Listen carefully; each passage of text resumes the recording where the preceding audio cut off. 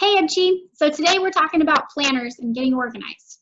There's a lot of different planners out there. There are some that are ready-made, there are some that are online, and then some of us just kind of make up our own thing and use our computers. So I'm going to show you a bunch of different options of recommended brands and things that people within Ebchi have suggested.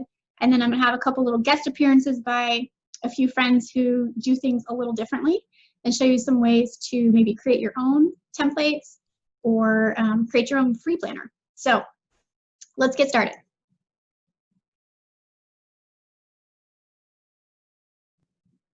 The first ones we're going to look at are traditional paper planners. Some of these are kind of pricey, some of them are really cheap. It just is going to depend on how much you want in a planner. Let's share the screen. Okay, the first one I'm looking at is Erin Condren. I'll go back, the teacher lesson planners. There's a variety here. Most of them have, your weekly, monthly, yearly spreads, note pages, checklist stuff. Some of them are spiral bound. Some of them are, this one I think is leather, maybe. No, it's soft bound. So you can personalize them with your name, pictures, and that kind of stuff. But these are fat, these are fat notebooks, and they got everything in them. Let's see if I can find, this is just a month layout. You can get on this website and look for yourself, I mean, honestly, but Erin Condren is well known, and some people just absolutely love this brand. Okay, we're gonna go to the next brand, and it's Plum Paper. Plum Paper is also a paper one. These are spiral bound. These are customized, and this is pretty cool because it's a teacher planner. So you've got, reading logs, extracurriculars and stuff, but this is actually homeschool specific. So you go under planners and you go over teacher planners and you click on homeschool, and this is what you're going to find.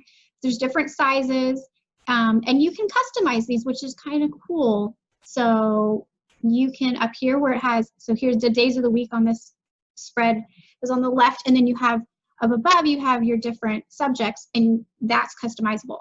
So if you want something really professional looking, there's tabs for all the different months, and it's got, everything all in one, and you're like a pencil and paper kind of gal, this might be a good option for you. Another one is the Well Planned Gal, and I'm not going to talk about this one too much because they have a video. You can go on this website and it will show you exactly what's in it. But a lot of homeschoolers on homeschool websites really love this brand, and it's homeschool specific. So I don't know what this is doing. It's not really spreading it anymore. Yeah, so this one's kind of cool because it has like recipe sections. It has, lists for what you might need at the grocery store. So it's kind of a life and homeschool planner all in one. So again, if you're like I need a planner in my hand and I want it all in one place, this might be a good brand for you. Another one, this one's way cheaper, is called Blue Sky. I don't know what that video is. Blue Sky, it's a tabbed planner. It's a little more basic, but you have the full calendar layout, and then this is what the daily one looks like. So you don't have the subjects across the top on this, but it's only 10 bucks. So I think this brand runs anywhere from 10 to 20, and they have a couple different options. That's another one that people like because it's just ready-made. You can just order it, and there you go. So those are some of the brands that people had recommended. Another one is Mardell Simple Planner. There's a store called Mardell. We don't have that around here, but you can order it online. People like that one. It's kind of affordable. Another one that people had recommended was called Happy Planner. And then I'll show you what I have used before. Stop share. Okay, so this one is called the Well Planned Day. I used it a couple years ago, and I think it was probably between 20, maybe around $20. And it has, the full calendar spread in it. And then the daily ones, it already had my subjects written for me. And it just has Bible, math, history, science, and English. And then there was like an other section. And so I just, filled that out. The light is bad. Is that better? So you just write everything in. This worked really well for me with one child. There is not a whole lot of room, to be honest, in here for each, like there's only a couple lines for each subject. So if you have multiple children, I don't know that some of these are going to work unless it's the customizable ones that have a little bit more space. So that is something to keep in mind. Another one that's really cheap and affordable, this was less than $10. I've used these ones before. This is just from Amazon. Just the brand is Elon. And it's just a basic teacher, you know, fill it in, there you go. These ones have about 6 lines per subject, and the subject and the days are all blank, so I just filled all of that in and customized it myself. So I've used those ones before. I'm going to talk next about another option, which are the online planners. First one is called Homeschool Planet. And if you go on their webpage, they have a video. It'll show you everything in depth and explain how to use their system. But this is a digital planner. There's a yearly subscription. I think they also have a monthly subscription plan. I'm not sure if this one had a monthly. But there's a free trial option. But this is good if you have high schoolers or if you work outside the home or inside the home these days. You can tailor all of your work schedule and your homeschool planner and your life schedule all in one place. It will send emails to your students. So if you have high school students that are involved in a lot of activities, youth group, things like that, you can plan out their day and they can have an email sent to them every morning that says, this is your schedule for the day, this is the assignments that are due this week, these are the assignments for the day, etc. So that's helpful if you have, especially if you have multiple high school kids. There's a calendaring system, there's a planner system in here, and then there's grading. So again, if you have high school students and you need to be grading them so that they can get a GPA, this is very helpful. This is also helpful for those, again, like I said, who have jobs. You can keep everything all in one place. It's digital. There's a mobile version, so with some limitations, you can use them on your tablet or smartphone. So that is one brand, Homeschool Planet. And again, if you go to their website, go back to there's this little video and it will show you all about it. So that is that. The other one that people like is Homeschool Tracker. And there is a free version of this one. They also have monthly and yearly pricing. I think this one might be cheaper, I'm not sure. I think this one was about $65 for the year. And I'm gonna go to the tour here. And again, it's very similar. It offers flexible workflows that match whatever your style is. You can plan for the entire year, or you can just do it day by day. You can edit things really easily and shift things. So if you have a sick day, you can shift everything, you know, one day, whatever you want to do. You just go in and you get your, like this one says math geometry. You would put in your lesson plans. So you would get your curriculum, your math book, and you'd see how many lessons are there for the year, and you would put that all in here. And then it's gonna put it in a lesson plan for you. So it also does grading, and you can do multiple kids for this pretty easily. So those are the two pretty well-known digital versions. So that is another option. So we've given you some options so far. We've given you the paper planners, some of the really well-known and well-loved companies that you can get ready-made ones, customizable planners. We've also looked at the digital planners that you can do online. And now we're gonna do some tips and tricks and have some guest appearances, and we'll talk about the ways that some of us do our planners and what works for us. So for me, what works best for me is just a Word document. So I go in and I create a chart, I copy it 36 times, and I got my days of the week up here, and I've got the subjects that we're doing this year.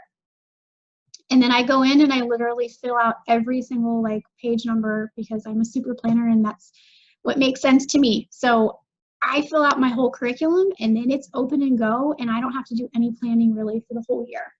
So I have more than one student. So I have mine color coded. So the things that my son does, I have in blue this year, and my daughter has pink. And you'll notice there's absolutely nothing in math, and that's because I give myself flexibility. We can go in and put, one lesson per day, or if somebody's struggling with something, I can kind of spread that out and have review time. Or if they're flying through something, we can do more than 5 lessons in a week, whatever. And I just plan that Sunday, and then we go with Monday through Friday, and then the next Sunday I readjust and reevaluate where we're at. So that's really the only planning I do. Oh, I also do that with language arts. So the first week you'll see where we are because we're starting new books, but after the first week, language arts just says the brand name, and then I put in whatever lessons we're going to be on. So that's what I do. And this is free. I also put a blank at the bottom, and that's where I can put in, life stuff. So if we have dentist appointments, or we have, trail life, or whatever we're doing, I can put in appointments and things we have going on during the week. And then on the side, I just write what's going on for the weekend. So I use this for everything. I print it off. Stop the share. I print it off. I put it in a little folder. And this is not this year, so it's not color coded. This is last year. But if I want to make changes, I can always go on and change it and reprint that page. It's not a big deal. Or I can just draw a line and move something if I felt like, oh, this day was kind of busy and this day is not. I can move something over, add things to it, change things, and then I have this, and it will be helpful when the next kid comes along to do that year. So that is what I do. I just use a Word document, and that is what works for me. But we're going to look at a couple other options that other people have come up with. I think the first one we'll look at is Danica's going to pop up here in a minute, and she's going to do something kind of similar, but she's a little more technologically advanced than I am on this, and so she's going to show you an option to use Google Drive and some Google Doc and stuff. So she should be popping up here in a second. Hello. Hi, Laura. Hi. Okay, so Danica's going to show us what she does using Google Drive and Docs. Sweet. Hi, yes, my name is Danica. I'm a homeschool mom. I've been homeschooling for a few years now, and I used to use paper planners, and I got to a point where I just realized I knew too specifically what I wanted, and I couldn't find something to just work exactly the way my brain works. A little crazy. So I just made my own thing. And I always have my phone with me, and I would forget my planner at home all the time, but I never forget my phone, so my drive is always with me, which is great. So let me share what I do. Did it share? Oh, okay, I have to, sorry. All right, there we go. Okay, so this is my drive, my homeschool resources folder. So I've got all kinds of stuff in this folder that makes sense to me. And the one I'm going to show you guys is annual planning. So I make a folder unique to each school year. And I used to use a different email address, but whatever. This is what I need now. So I have my homeschool curriculum bank, and that's really just where I keep track of year to year what I plan on using as my kids get older. So I can keep an idea of like, this is where we are, this is where we're headed. And of course, that's all subject to change, but it's helpful for me to see it paced out. And then if I go into this school year, so there's basically 2 different docs that I make for each year. Now, the great thing about this is if something works this year and I love it, I'll keep it the same. If it didn't work great, I'll change it. If I want to add something, that's fine, but it'll all go in this year. So the smaller one, this is a Google Sheet, and I love Sheets because I can really just cram a bunch of stuff in here. So, I can just add as many pages. I don't know if there's a page limit. I've never hit it. But so in this one document, sheet doc, I've got our reading, our scripture memory, and our adventure list. And adventure is really just like, what are we going to do to get out of the house? Field trips, places we want to go, play dates, or anything like that I'll put there. Right now it's blank, so I'm not going to show it to you because I'm still working on the one for this year. We're on summer break right now. And then this independent reading bucket is really just to map out my daughter who does not love reading yet. She can read fine, but I'm really just working on increasing her confidence and her desire to read independently. So each week she has a reading challenge.